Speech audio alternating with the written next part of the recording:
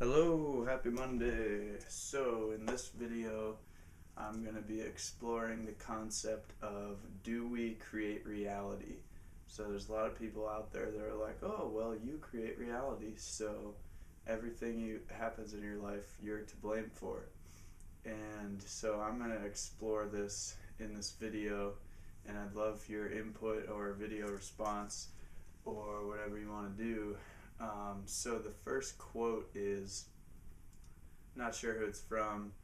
It says, watch your thoughts because your thoughts become your words, and watch your words because your words become your actions, and watch your actions because your actions become your habits, and watch your habits because your habits become your destiny.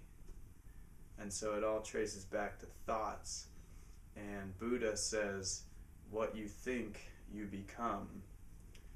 And I think that's very interesting, and a lot of psychologists say that we have approximately 50,000 thoughts every day or something like that, and when they analyze them, a lot of them are repetitive and a lot of them are negative or self-judgment. And so I think it's really helpful to have a practice of observing our thoughts, realizing that we are a lot more than just our thoughts.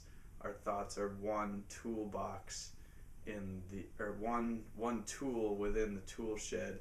And so I think it's really interesting to observe our thoughts, because a lot of people say our thoughts become our reality.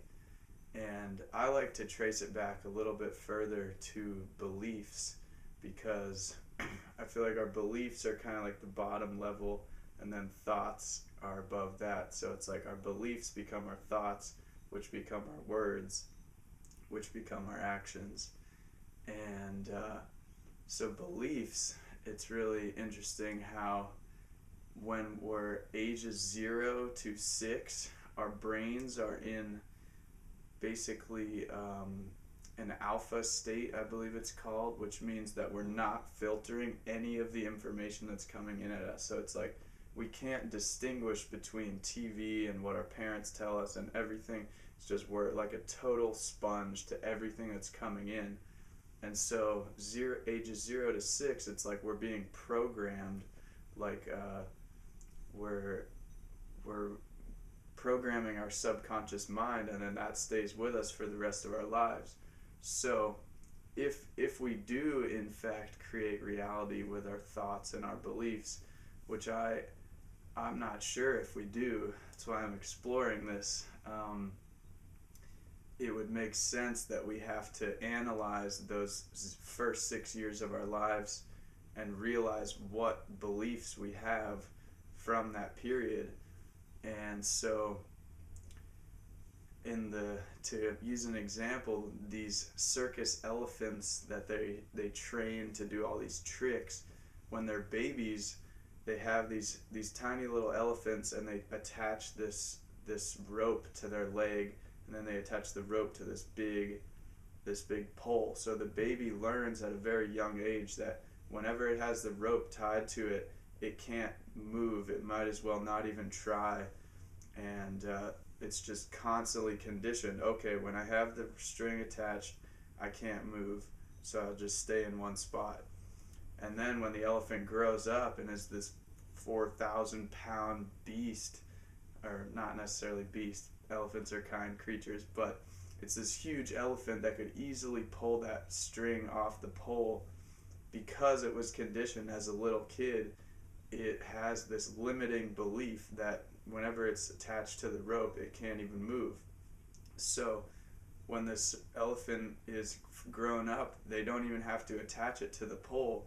They just tie a rope around its leg, and the rope's just flopping there, but it has this belief that it can't do it. And so we as humans have this period when we're the first 6 years of our lives, when we have these programmed beliefs set in.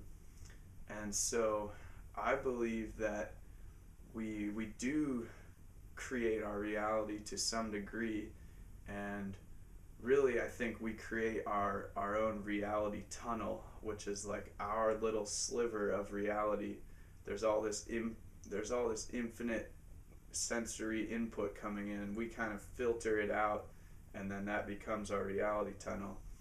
And everyone's reality tunnel is different because everyone has different conditioning growing up, and so we each have these reality tunnels, which then give rise to our beliefs, which then give rise to our thoughts, and then from our thoughts we tell our story. We use language. And I used to have chronic pain, and I've had several different instances of it, but one of the ways that they tell you to get rid of chronic pain is stop telling the story that you have chronic pain, because you're really creating and reinforcing your reality that you have this chronic pain by going around telling everyone that you have chronic pain. And so it's this really interesting phenomenon to look into, of how our words literally tell the story of our lives. And if we want to create a new reality tunnel, then we have to analyze our beliefs, analyze our thoughts, analyze every word we say, because like what if we do create reality completely, and every word you're saying, every time you say, oh, we don't create reality, then you won't create reality. But if you do create reality, I mean, I don't think it really works like that, but I think for me, one of the best things that I've done that I've seen change in my life is setting intentions and then just following through with them, even if they're super easy. Just saying, okay, I'm going to jog to this place 2 neighborhoods away that I've never done before, and just go and do it. And that kind of reprograms our belief system, and it's empowering to know that, okay, I have control over my experience today, and I'm going to really push to experience new things. And that's kind of like a test. Like, do we create reality? Well, I'm going to try really hard to create my reality tunnel, at least. And I would have these limiting beliefs, but I'd just be like, okay, I'm aware that I don't think I can do this, but I'm going to try my best and see what happens. And 9 times out of 10, I can do that. And it's just this limiting belief that said I couldn't do it. Just like the baby elephant believes that it can't move, and then as a grown-up it's like, oh, well, I can't move. But really it could just run away and leave the circus, probably. So I know this is a lot of stuff to ponder, but I think it's really fascinating, and I think there's a lot we can do to explore it. I think meditation is very helpful for me to be able to observe what my mind is thinking, because the mind literally sends out a vibration to our whole body. And so when we have these negative thoughts, it vibrates through our whole body and can make us feel like crap if we're constantly thinking negative thoughts. So this book here, A New Earth by Eckhart Tolle, really helps me understand my own mind and how to be conscious of what my thoughts are and how that's affecting my emotional state and all that. So I highly recommend A New Earth by Eckhart Tolle if you're interested in trying to co-create your own reality tunnel. But another thing is just having affirmations, so kind of actively reprogramming what we're thinking about. And every thought we have, it's sending a vibration through our body. So if we listen to really angry music, then that's going to send like an angry vibration through our body.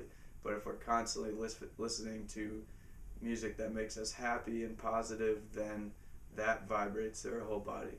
So those are some interesting things to ponder. Please respond in any way you want, because I would love to make this a YouTube community discussion of, do we create reality? So, peace, happy Monday, scoobly-doo. live spontaneously.